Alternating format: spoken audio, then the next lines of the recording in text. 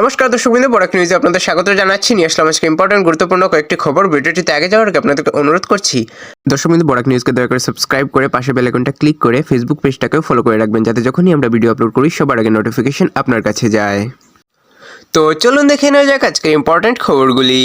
কেন্দ্রীয় trade union ও কৃষক সংগঠনগুলোর ডাকা ভারত বন্ধের প্রভাবে শিলচরে আংশিক অচলাবস্থা দেখা গেছে।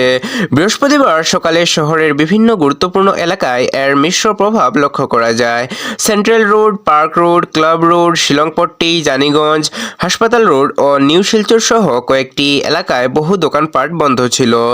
বাণিজ্যিক যানবাহন চলাচল বন্ধ থাকলেও ব্যক্তিগত যানবাহন স্বাভাবিকভাবে চলেছে।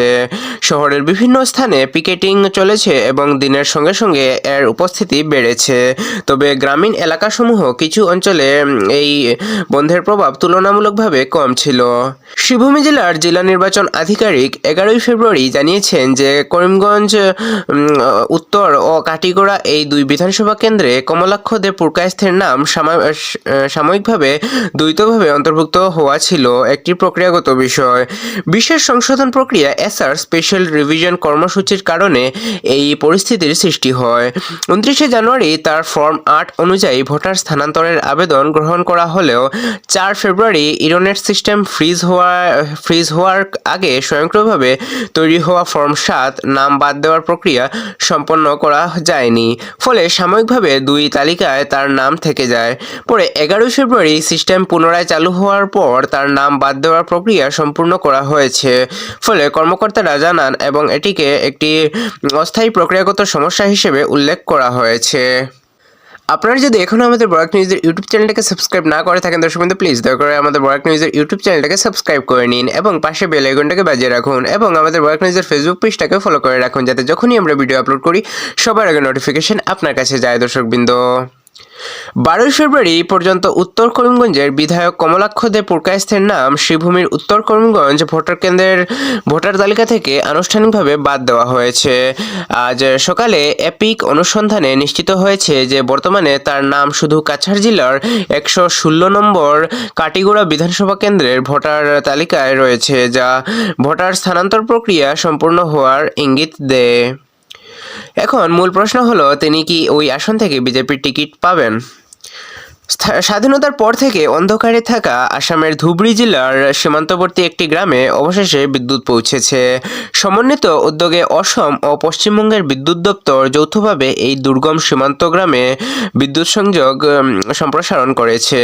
দীর্ঘদিনের অপেক্ষার পর বিদ্যুৎ পেয়ে গ্রামবাসীরা আনন্দ প্রকাশ করেছেন। এই উদ্যোগের ফলে এলাকার জীবনযাত্রার মান উন্নত হবে বলে আশা করা হচ্ছে।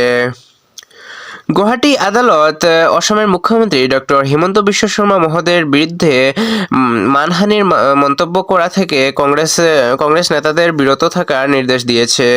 আদালত জানিয়েছে, অন্তর্বর্তীকালীন নিষেধাজ্ঞা জারি না করা হলে ন্যায় বিচার ব্যাহত হতে পারে এবং একাধিক আইনি প্রক্রিয়ার সম্ভাবনা রয়েছে।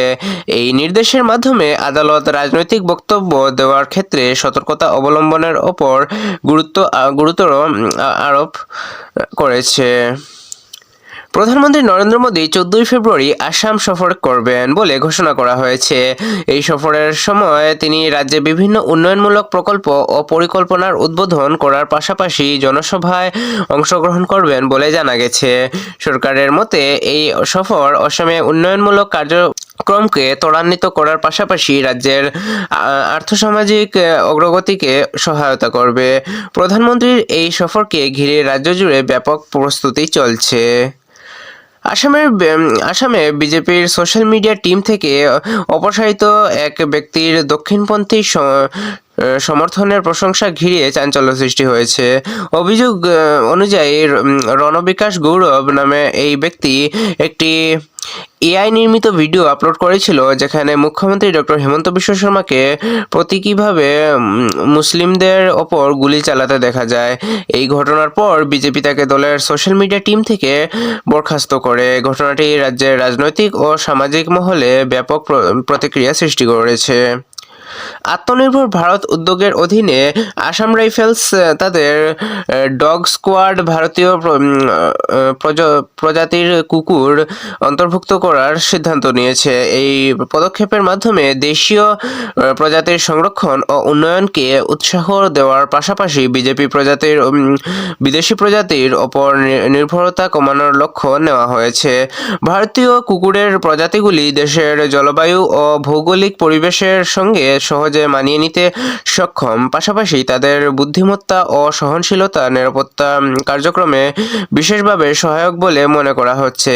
এই উদ্যোগ সরকারের স্বনির্ভর নীতির সঙ্গে সামঞ্জস্য রেখে প্রতিরক্ষা ও নিরাপত্তা ব্যবস্থায় দেশীয় সম্পদের ব্যবহার বৃদ্ধির দিকেও গুরুত্বপূর্ণ পদক্ষেপ হিসেবে বিবেচিত হচ্ছে।